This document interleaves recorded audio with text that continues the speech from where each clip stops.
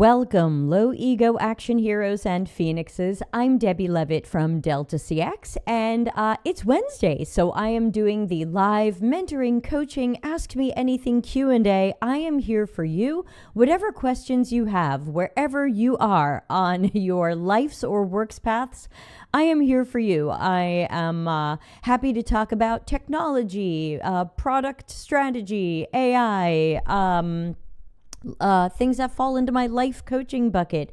Whatever I can do for you, please ask your questions. You can ask them in the chat and they show up on the screen over here, or you can ask them anonymously, especially good for long questions, at dcx.to/Q. If those questions ever come in after the show ends, I will catch them and I will save them for a future week so that questions will always be answered. Hello, Ana Lucia. And we don't have any questions that came in ahead of time today. So, of course, I want to make sure everybody knows tomorrow is the big book launch celebration stream. Same time, I think same time as always, or a little bit later. Might be a little bit later. Yeah, it's a little bit later. It'll be an hour after this. But I do have my test prints from Amazon. So we've got the paperback, which is what most of you will buy because they raised their prices so much on the hardcovers. They're really unaffordable for most people, you know, unless you really love full color print and hardcovers, or you're putting one in a work library. This is unfortunately going to be unaffordable. Not only did Amazon severely raise their prices for the printing, but then they take a cut on top of that. So I basically have to charge 68 American dollars for this, which is just over 60 euros, just to see a little bit of profit. The paperback will be your best bet. It's printed in grayscale. And we'll talk more about it tomorrow, of course, but it's printed in grayscale with a nice color cover and color back. It won't have this stripe on it. That's just what the proofs say. Ana Lucia says, I hate LinkedIn's algorithm and the fact that I can't block companies. I agree with both. I think the algorithm is absolute garbage. If I had a platform where that was supposed to be about work, I would bump up quality posts about work. You know, just a weird idea there, but you know, what can I say? Nothing I can do about that. And yes, I wish we could block companies also. So we'll talk more in tomorrow's launch about the book. For those of you thinking about buying the digital book, we've got an EPUB and PDF package secretly already up on the Delta CX Media website, which is dcx.media. I've already sold 2 today, so you can get the digital version already. Amazon has the Kindle up, but it does not have the paper books up. They're supposed to go up at 1 a.m. my time, and there are some mistakes in them, so I'm going to stay up so I can fix them. But if you order the book right away, which I hope you will, you'll have a couple of small mistakes in the book. Like I have a list that was ordered numbered 1123.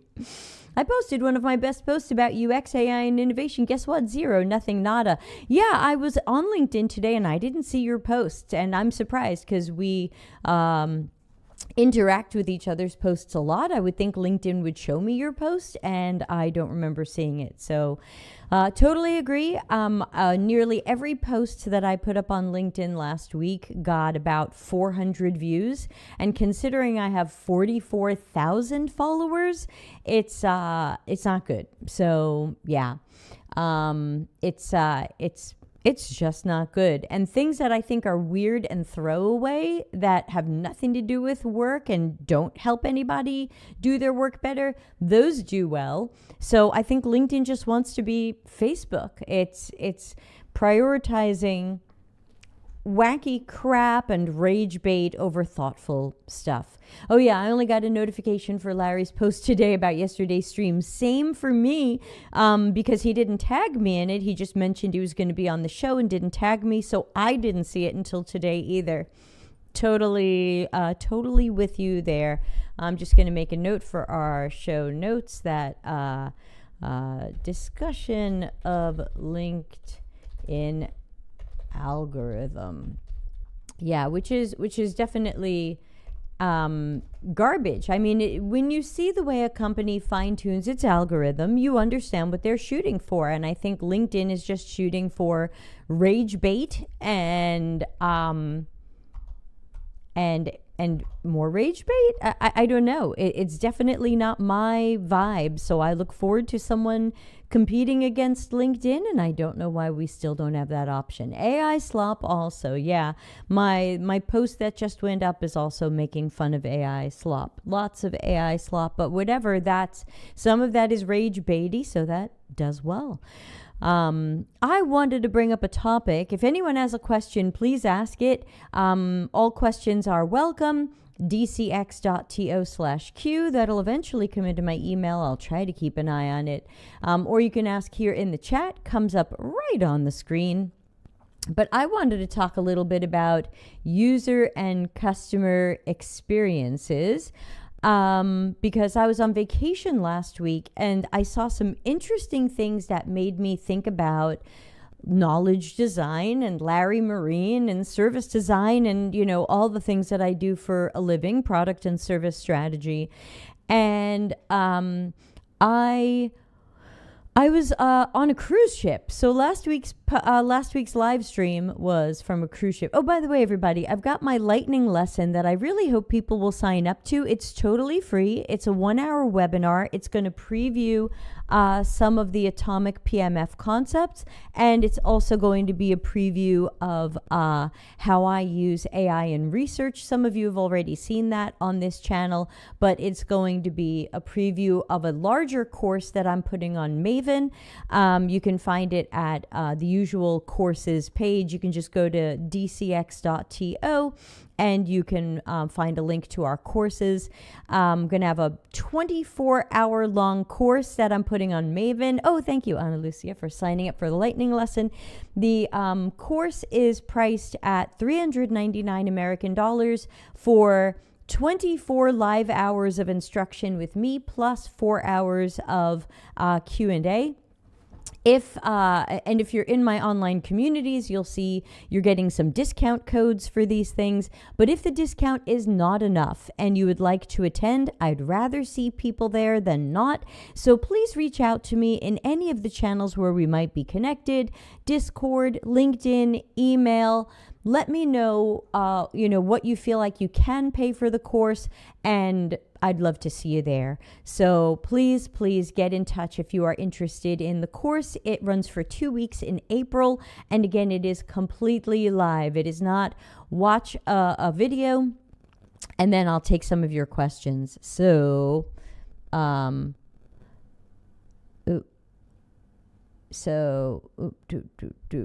okay. So, anyway,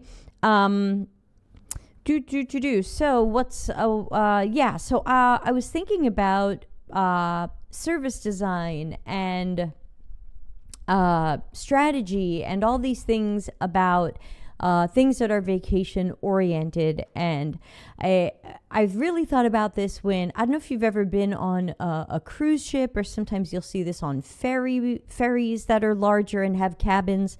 And or think about a hotel room. We can start by going simple. Many people have been in a hotel room, and you've probably seen when you walk down a hall, the even numbers are on one side of the hall and the odd numbers are on the other side of the hall. So eventually you're going to find your room because numbers go in number order, and you'll notice the evens are on one side and the odds are on the other. Or as I learned that we say in Italian, I numeri pari e I numeri dispari. And so I was on the cruise ship, and there was a couple speaking German in front of me, and they were looking at this board.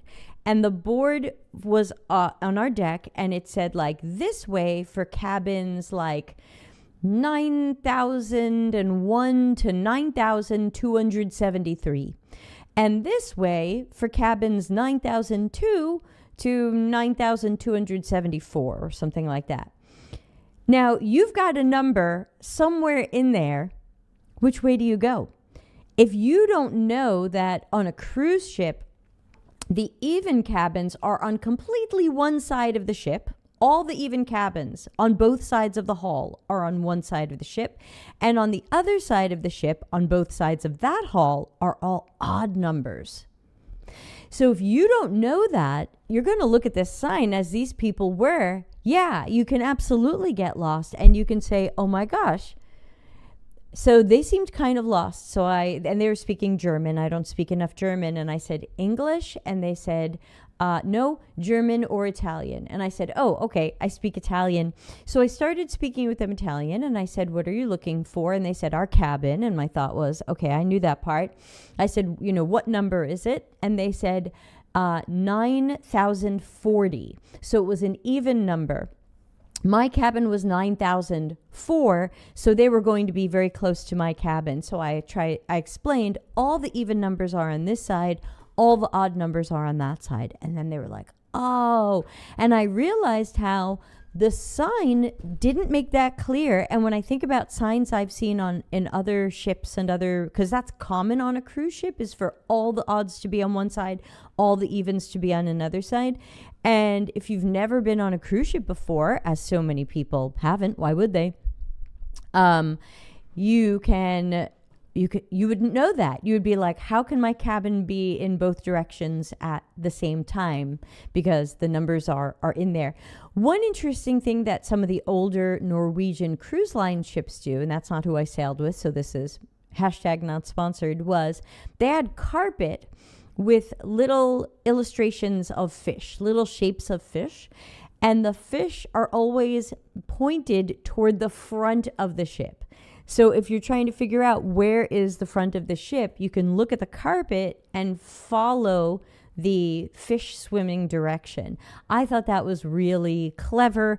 I think their newer ships don't have that, but some of the ships have the fish swimming in the hallways where the cabins are, so you know which way you're going. Ana Lucia says, is there any reason why they chose that? It doesn't seem to make any sense.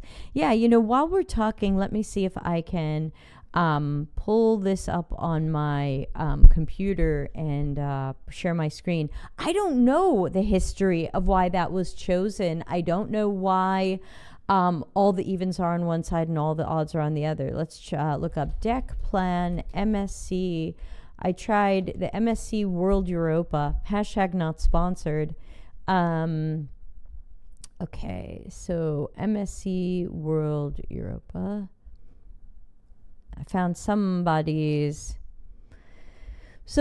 websites copy of the deck plan. Let's see. Can I zoom in on this? No, this is really blurry. People, why do you give blurry images? Let's try another one, and then I'll share this. But can you think of other things that you've seen in hotels or ferries or cruise ships where you realized, oh, holy cats, like people are just not going to understand where things are? Okay, so here is the this is also not clear, and it's a freaking PDF, but all right, well, let's go for it anyway. And again, I'm here to take your questions. I'm just filling the conversation time until someone has a question. Ana Lucia says, logically, it would make sense that the lower numbers would be at the front of the ship and the higher numbers near the end. That part, you are correct.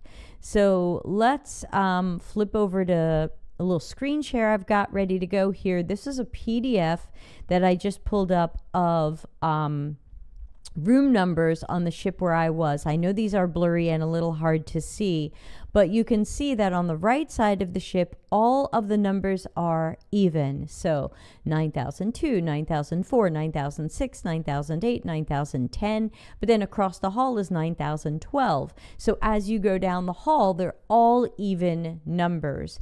And then on the far left side, you can see they're all odd numbers. And then what's hard is because a lot of cruise ships pack what they call internal cabins in the middle. Those are cabins with no windows and no balconies. Then they've got weird numbers. They usually start them with a 5 so that you know that they're not going to be along the outside. You're going to have to find them somewhere in the middle. So you have to look for these, because 9 is the deck you're on. So they all start with 9. You have to find 9-5 is going to be this inside hallway.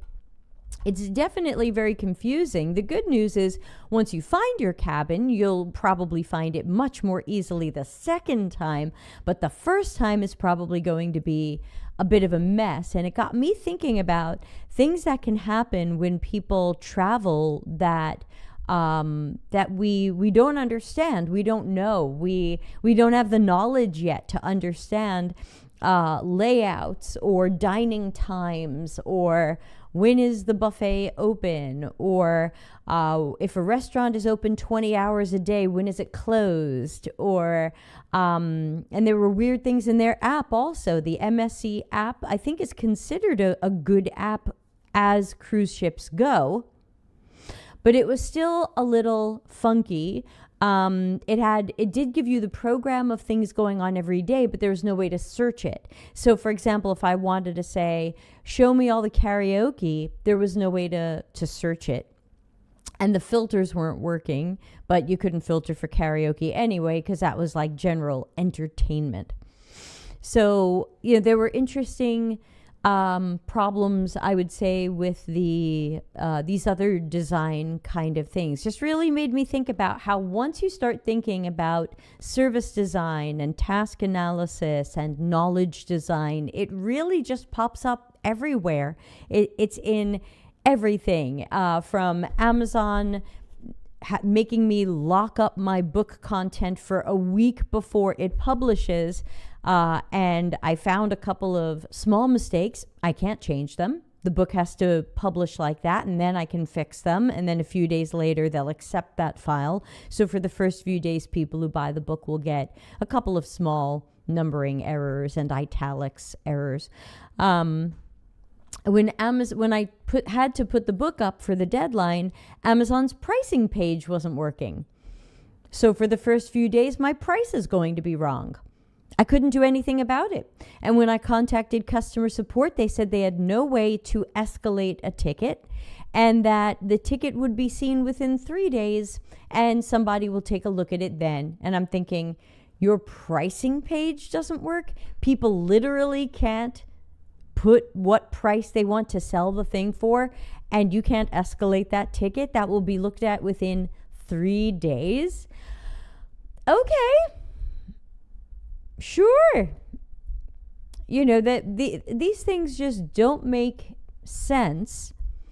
I think it doesn't make any sense to have a customer support team who can't identify a potential bug that could be affecting a lot of people and not be able to escalate that. So many interesting things you start noticing and thinking about, and things like that. So, yeah. Let's see what else. Ana Lucia is writing more. Ana Lucia says, I have a great bad example of service design in a hospital. I was in the ear, nose, and throat section of the hospital waiting for my turn. They only had visual cues related to the front desk. You would take a ticket as soon as you get there. You go to the front desk to validate your presence. You had no visual cue about your appointment. It should have a TV somewhere saying ticket XYZ, should go to the whatever office. Once the doctor was ready for you, but they didn't. It was only an audible warning. Well, sure, that's definitely a middle finger to people with different disabilities. Very often when you take a ticket somewhere, there is a sign saying now seeing ticket number whatever at desk or window whatever. And if they didn't have that, then that is definitely a problem.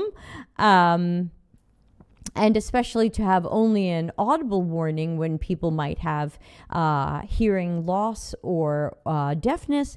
So that also makes no sense. And these are the things we should take into consideration if we care about humans and human experiences, if we claim to have empathy, #empathy.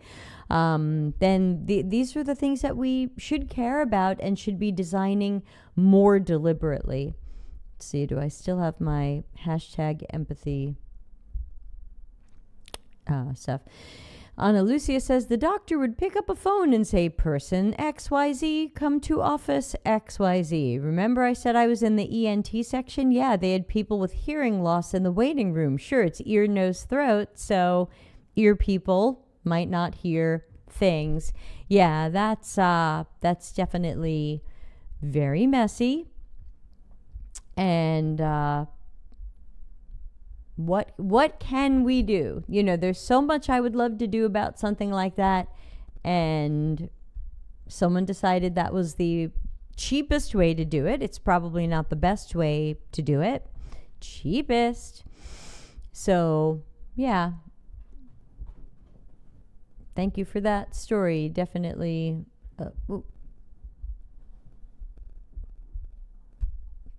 Trying to see if I can pull up my wacky little... Oh, yeah, I won't be able to pull up we used to have the empathy lights. I haven't turned that on in a while.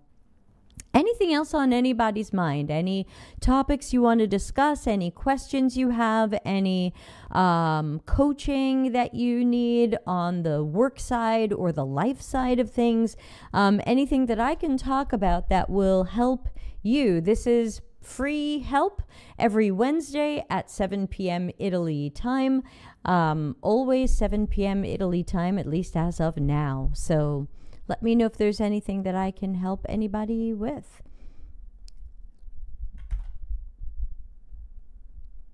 Meanwhile, I will check email to see if anything has come in.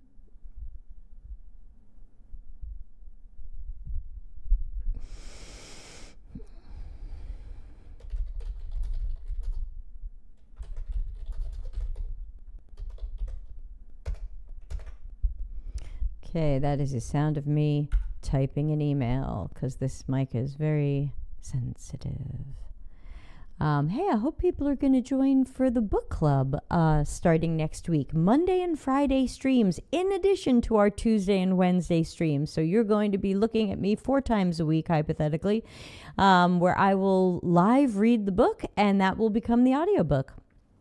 Ana Lucia says, they had awards in the walls saying they were one of the best, if not the best department in the country regarding hearing loss and cochlear implants, but then they do this. Ouch. Yeah. Yeah, that's sure. And the weird thing is it might even be true. Maybe they are the best and they're still giving the middle finger to people with hearing problems. So, you know, it's so hard to know anymore. So many wacky things. But hey, we can certainly do everything that we can to try to improve customer experiences, user experiences through our products and services. That's why we're here. Anyway, if there aren't too many questions today, I can certainly wind down early. But I'll give it a few more minutes just in case people have questions or they have topics they would like me to discuss. Let's see if we have any people watching on LinkedIn. Come on, LinkedIners, are you here? Sometimes LinkedIn doesn't tell people I've gone live. Okay, we've got a handful of people on LinkedIn. Hey, I'm here to answer your questions. Is there a topic you want me to talk about? Is there a question that's on your mind? If you put it in the chat, it should show up on my screen. And so, yeah. Okay, Ana Lucia has a follow-up question from yesterday's stream. Go ahead. While she types that, yesterday's stream was episode 286, where Larry Marine and I talked about how AI transformations are something everybody's talking about right now. How do we get AI thoughtfully and ethically into internal processes, or how do we get it into products and services for our users and customers, and how that's a lot more than just a technology implementation. That's also really a service design project. So that was yesterday's stream. By the way, you can now catch our Take Action Tuesdays. Some of our special streams, like the Take Action Tuesdays, are now going out on podcast platforms. So you can find Delta CX Hive on, as in hive of bees, on most of the podcast platforms, and you will get the audio-only version of some of our shows. Or, of course, you can always catch them archived on YouTube on the Delta CX Hive channel. So we'll see what Ana Lucia has to say. We'll get her question up on the screen. Everybody gets all the time they need to type. And again, if you have a question, type it, get it on the screen, or use dcx.to/q, which will come into my email, and I am happy to get those questions anonymously into the world.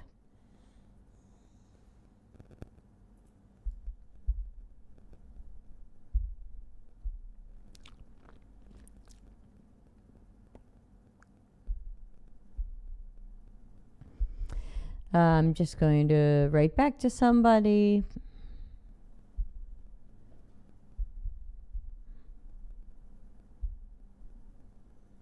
While I wait for questions.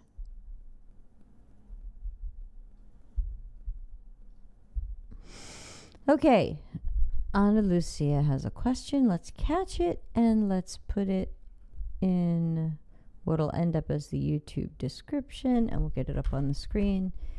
Copy, paste.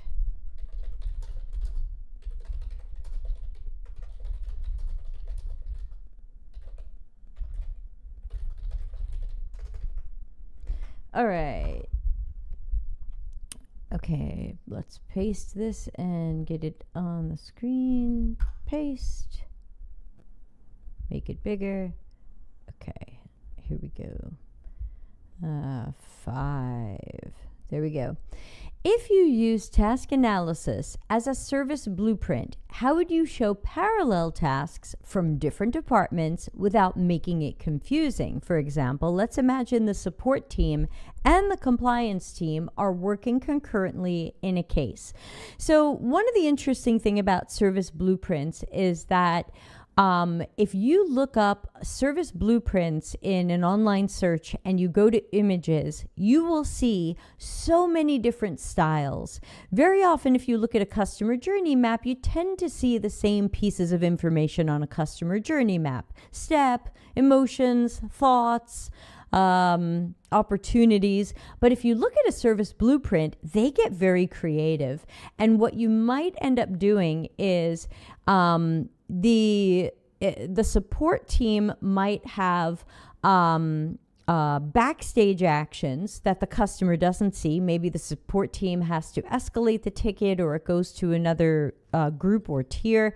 And then there might be on-stage actions, things that the customer does see. And what you might do is you might break those areas of the service blueprint, the on-stage areas that the customer sees and the backstage area that the customer doesn't, but they're still happening.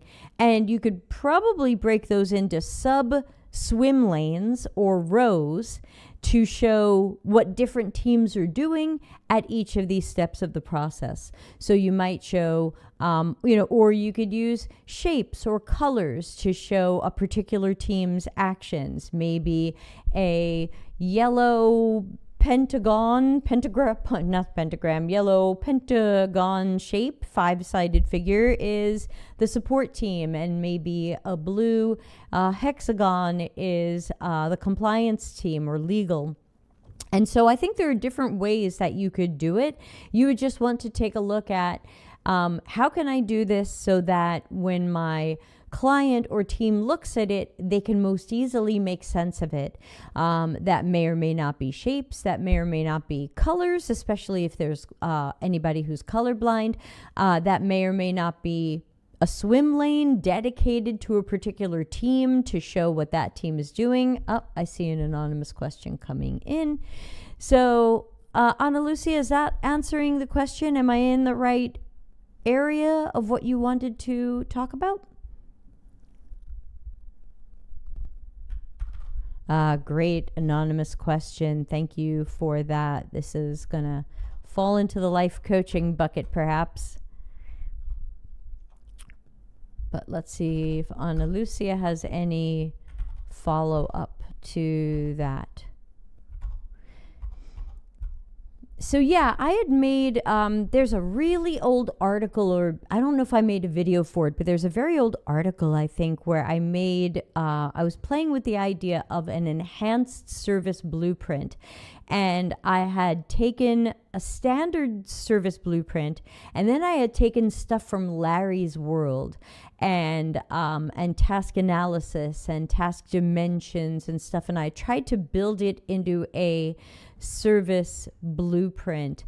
I think it might be on Miro somewhere. I wonder if it's even it might even be in a Miroverse template, enhanced service blueprint. See if you can find it. I'm not saying it was good, and I never ended up trying it with a real client. But again, a good thing about service blueprints is that as long as they contain the main elements like steps and on stage and backstage and systems and technologies, and I also like to add risks and opportunities and other things. You get to make it your own. The goal is to make it something that a client or team can easily digest, and then hopefully understand how to take action on it. So I will paste our next question. Ana Lucia says, yes, I imagine 2 swim lanes side by side but being mirrored. Orange purple stickies for swim lane could go to the left. Yeah, I wouldn't combine service blueprint with task analysis like that. I would probably I would say look up, see if you can online search for Debbie Levitt enhanced service blueprint and see how I tried to do it, but because now I don't even remember. It was years ago, but there you go. So this is the question we got in anonymously, and here's what it says. I would love to know how you might encourage product designers and creatives to maintain hope in these weird times. I'm navigating my 4th layoff and I am tired. So this is what in research we would call a leading question, because it makes the assumption that I would encourage you and to have hope. I want people to have hope, and I want them to have encouragement, but in themselves. It's really hard for me to say, yeah, don't worry, the job market will turn around, or hey, keep trying, you'll find that great job that won't lay you off, because this person also said, I'm navigating my 4th layoff and I'm tired. I don't think I can give you a huge amount of encouragement or hope related to tech jobs, because tech jobs are very messy. They're more toxic than I've ever seen in my entire career, which spans decades.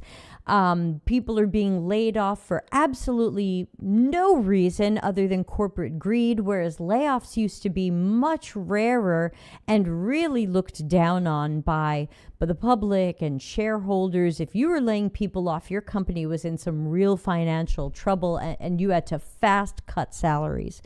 Now you can do a layoff for no reason, and people are like, that's cool, you saved money. So there isn't even any repercussions the way there used to be. So I have words of encouragement and I have words of hope, but they're not going to really be around tech jobs. That's part of why let's go to the book pile next to me. That's why I wrote Life After Tech. That book came out 1.5 years ago, because I'm hoping that people will start to think about what type of work they might do. And it might be multiple things that you do that are outside of tech and corporate jobs, even if you didn't work in tech. But I don't think our jobs are coming back. I don't think salaries are going to go back up. I don't think companies are going to become significantly less toxic. I don't think when something crashes the plane that the executives are going to learn and fix everything. So I don't have words of hope and encouragement there. And you're welcome to send another email and disagree with me or ask a follow-up question. But I don't I don't have hope for those things, but I have hope for you as a human, that hopefully you can find something else. Hopefully you can find something else that is more stable, that makes you feel appreciated, that you can do decently and make some money doing, even if it's not your dream job. You know, in Life After Tech, we talk about how the whole ikigai thing is really kind of fake. That the Japanese concept of ikigai is not what a Spanish astrologer ended up putting together. Do I still have that graphic? I had an oh yeah, here it is, fake ikigai. So let's roll that one out. So that's what a lot of people are shown, and you're told, hey, your work should be your passion, your mission, and your profession, and your calling. You should be out there making the world better and getting paid for it and doing things you love. And in Life After Tech, I say, no, you know what? This is work. Work just has to be something you can get paid to do, that you're good at or can become good at. And that will give you money and time and headspace to pursue your real calling, your real passion. You don't have to have all four of those in a job. And sometimes people do, and that's great. And I support them. I wouldn't want them to not have that. But I think when we chase all four of those in a job, we could end up very disappointed or disillusioned or worse. You know, what's my dream job? Backup singer? I think that would be my dream job. Is anyone going to hire me as a backup singer? No, it's just not going to happen. But would it be all four of those things together? Sure. I could get paid for something I'm good at, that I love to do. Music and entertaining is part of my, you know, it's not my main life calling, but it fits into it. And, but no one's gonna pay me for that. So that doesn't fly. But if I can make some money doing work that I'm okay at, then I have time and headspace and a little bit of joy to put into my music. In fact, there will be a karaoke stream this Friday, so I hope everybody will join in and sing and dance. What else can I tell you? So I think people deserve to be treated a lot better than they are by companies and employers. There's no loyalty anymore. They're not loyal to us, and we don't need to be loyal to them. And I would say, especially in the fourth layoff, which I'm so sorry about, seriously, maybe you have time to give Life After Tech a read. You know, join our free Discord community where people are talking about their own issues with tech jobs, and if nothing else, getting that off their chest and getting support and hearing from others and knowing they're not alone. The Discord community is totally free. And that reminds me to add a channel for the new book. There's already channels for the Life After Tech book. But yeah, I mean, we're here to support you, but the question is, what else can you do? I just got certified in life coaching, so I'm trying to shift more into that. My husband and I are trying to be karaoke DJs on the side. I would love to do that. That goes right back to what I just said. Can I be paid to run a karaoke show? That would be great. But you know, you're making your money little pieces at a time whenever you happen to have a show. I don't know. I would love to have a show every night. That'd be great. Karaoke show 7 nights a week. Yeah, I'll do that. On my vacation last week, I sang karaoke every night. That was good fun. No, I don't have any pictures of it. I have pictures of other people singing karaoke because there were some very nice regulars who came to all the karaoke events. So yeah, so to person who sent in the anonymous email, and you're welcome to send in a follow-up or thoughts on that, I don't have a lot of words of encouragement for product designers right now, other than you deserve better than what's happening to you. I don't like what's happening to any of us and tech jobs and corporate jobs, and you deserve a break, and you deserve to clear your mind, and you can apply for more product design jobs. But I would say while you do that, start reading Life After Tech, try some of the exercises, and see if you can go in some other directions. I think that's my best answer. So no, I can't tell you to keep hope alive in this job market, and I tend to be somewhat angry at the people who do. Who remembers a year ago, fans of the show, me freaking out at Jared Spool doing a talk about how AI will cause a resurgence for UX. Hey everybody, it's a year later. Where's our resurgence? Did anybody ask Jared Spool what happened to that resurgence he told us was coming? Ooh, someone's just written, this person's written back. Let's put it up on the screen. Give me 1 second. Copy. Paste. Okay, so they said, thank you for your response, Debbie. I have a long-term vision of moving to an animal sanctuary and being a farmhand and body worker. Right now, it's figuring out how to make enough money to move and live there. Yep, I feel you. Sometimes I think about farming. We've thought about a lot of things over here. So farming, maybe, sure. Where I live, you actually have to go to school in order to have farming as your part-time or full-time business. So I would have to go to school for 6 months to get some sort of mini farming degree. So that I've not done that yet. But yeah, animal sanctuary, yes, that sounds great. All of these things sound lovely. And it's really about you finding your own path. That's why you are the phoenix. You are the phoenix rising from the tech ashes. So again, if you can get another product designer job, I'm supporting you with that. I'm going to cheer for you. I hope that it works out and doesn't suck and doesn't lead to more negativity. But I also advise people, while you're doing that, start planning, start planting seeds, start putting the feelers out there for how can you get money from other sources. What other types of work can you do? And I believe the future is in human to human services. Ana Lucia says, I remember that. And it's funny that now Jared Spool is selling courses about using AI in UX. Yeah, which is also weird because last year he was exposed as someone who said he doesn't like AI, he doesn't use AI, and he feels we've already seen its best days and it's not going to get any better, which just sounds like rage bait comments. Like there's no way an evolving technology doesn't get better. So weird stuff from him, but that is kind of normal for him. So yeah, I think people should go to Jared Spool and say, where's that resurgence you said was coming? You said over a year ago that there was going to be a resurgence in UX jobs and work because of AI. Where is it? We want it.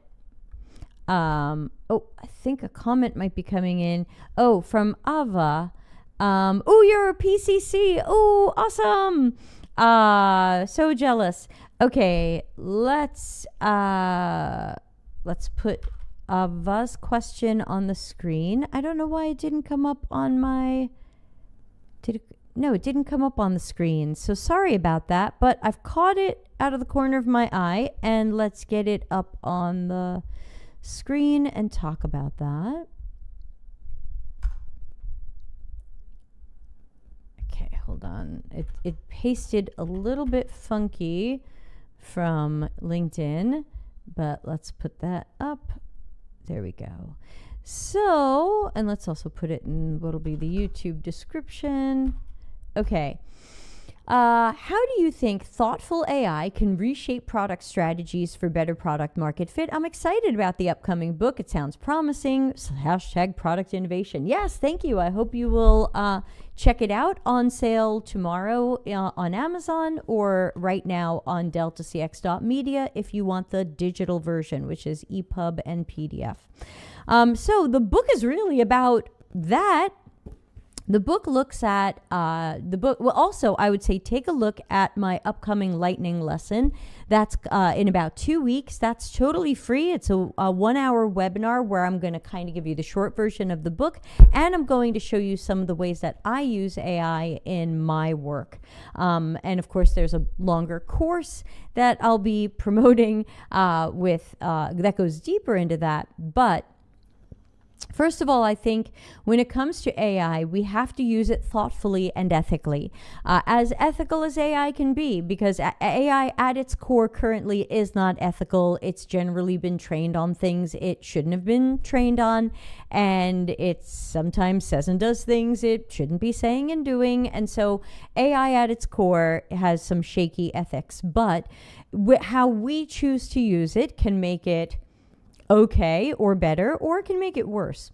And so throughout my book, I've got lots of little sections about, okay, you're trying to plan discovery research. Can AI help you with that? You're trying to analyze discovery research. Can AI help you with that? You're trying to come up with a strategy to solve a problem. Can AI help you with that? And, usually I'm trying to give you a fair look at the pros and cons of including AI, and generally I'm using Claude. So when I talk about AI, I'm not talking about Sora or Midjourney. I'm talking about your Claudes and your ChatGPTs and your Geminis kind of things. So in the book, I say, here's where I think AI can do a good job, and here's where I think AI doesn't do a good job, and here's this other kind of ground where you're going to still need to know, you're still going to need domain knowledge. Because, for example, if you're not, let's go back to LinkedIn and see, generative AI SaaS program implementation, says Ava. So if you're working on program management, then you're looking at the big picture for product strategy. And then the question would be, what is that strategy? Could AI help you with that strategy? In the book, I say, I think it can, but I give you a template for a strategy that I think can work really well. But what did I feed into Claude to get a really great strategy? I fed it multiple transcripts from discovery interviews that I did. And I'm a professional researcher who's been doing research for, I guess, over 15 years now. And may I say, I do this well. And so I'm not putting garbage into AI. I'm not putting just a survey or a couple of customer feedback comments. I was putting in hour-long transcripts from really good discovery research, generative research. And from there, we could really understand the tasks, the problems, the needs, the perspectives, the motivations, the blockers. We could really understand what in the book I call experience ecosystem dimensions. We have our experience ecosystem, our ICPs, our target audiences. They are our ecosystem. And then we learn there what I'm calling in the book dimensions, just to have a short way to say that throughout the book. So can AI help us with that? Yes, but it's garbage in, garbage out. If you were just to feed it bad interview transcripts or short customer conversations where you ask people, what are we missing? Or short conversations where you say, tell me about a time when you tried to do a thing. If you feed it not great stuff, then AI can only work with what you've given it unless it hallucinates something else. So I think that we are more likely to have good product strategy, better product market fit, happier customers who want to stay and pay when we better understand that ecosystem and their dimensions, and then can create the strategy and the products and the services that are more likely to make people connect to them. I hope that makes some sense. I know it's a little bit of a generic answer for what you're saying, but also, there is the 100,000 word answer for what you're asking, and it's called Atomic Product Market Fit. And Ava, I hope you will join the book club. The book club is totally free. Starting on Monday, I will be live streaming right here, and I will be in my vocal booth, and I will be live voice acting the book to record it for the audiobook. And that is something anybody can join. But then those files are going to be taken down and edited and sold as the audiobook. So it's going to be a live recording, coughing and everything, sips of water and everything. But if you have a follow-up question, let me know. I'll try to keep half an eye on LinkedIn, because for some reason your comments aren't popping up on the screen today, but I don't want you to feel like I'm ignoring you, because I'm not. It's just that usually LinkedIn comments also pop up on the screen, and it looks like today they're not. But so happy to see a PCC. I am freshly ACC. So yeah, we've got a few more minutes left to today's show. If there are any topics people want to bring up, remember, you can always send your question ahead of time to dcx.to/Q. Those can come in 24 hours a day. I save them for the Wednesday show. I do this every Wednesday that I possibly can. I missed last Wednesday because I was on the cruise ship and we had pulled away from the port and I wasn't going to be able to stream. But in general, I do this every Wednesday, and I'm happy to answer any questions that I can. And sometimes the more specific they are, the better. Like if people say, hey, look, I'm trying to strategize this exact thing for this exact reason, then I can try to give you a better answer. But sometimes it just might be better to have a private conversation. So we've got my coaching. At dcx.coach, you can see both the ICF life and personal coaching side that I do, also the work advising and mentoring and coaching that I do, and spam email, pretending I have an invoice due. Why do they even, people are so weird. So you can check out dcx.coach. The first call for both sides of my coaching universe is free. So if you want to try a life coaching session, free. If you want to try a work advice and help session, free. The first one is free. After that, they are paid. But at least then you can decide if you would want to pay and ever talk to me privately again. So, the questions here are good for anybody who doesn't have anything private that they want to talk about.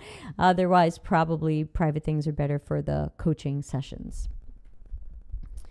Let's see what else is cooking. So, thank you.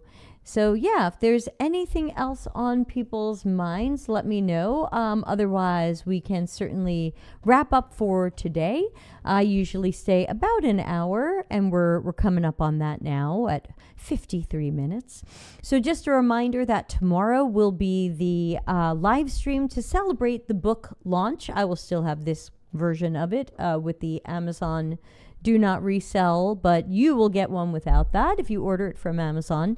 And then Friday will be karaoke live stream for fun and entertainment. That's something I do once in a while, and I'm looking forward to doing that again. I don't see a follow-up question from Ava, so I hope I didn't miss anything anybody was saying over on LinkedIn. LinkedIn doesn't always show me stuff in a timely fashion. Oh, I'm just now getting Ana Lucia's post on LinkedIn. Sorry, what can I tell you?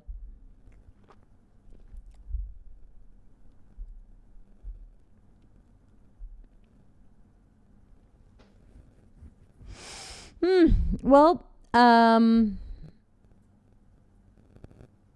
yeah. So, let's see. Yeah, the algorithm doesn't like any of us. I think the algorithm only likes white guys posting rage bait, as far as I can tell. That's just a hypothesis. I cannot prove that, but that is my current guess. I think I have a post going up in a few days where Claude called LinkedIn's algorithm extortion. And I was like, yeah, that's good. I'm posting that. Okay, so I will wrap up the show. Hopefully this was helpful to some people. I will start playing our wrap-up music. I will be back next Wednesday, of course, with another Ask Me Anything. But before then, don't forget that we've got tomorrow's book club stream, Friday's karaoke. Next week, both Monday and Friday, will be the live book club, where I'm going to live read the whole book to you and take your questions. There will be a Miro board, and at the end of each chapter, I will take your questions, and those will end up as part of the book club and the audiobook, so that people who weren't there live can take advantage of the conversations we've had. Yeah, we're all trying to post good content on LinkedIn, and the platform doesn't want it, so I'm not able to betray myself and post rage bait and crap. So it is what it is. So I will flame us out of here, and I'll see everybody tomorrow, 8 p.m. Italy time, an hour later than our usual time for the book club it's not the book club yet, the book launch celebration. Thanks, everybody. See you soon.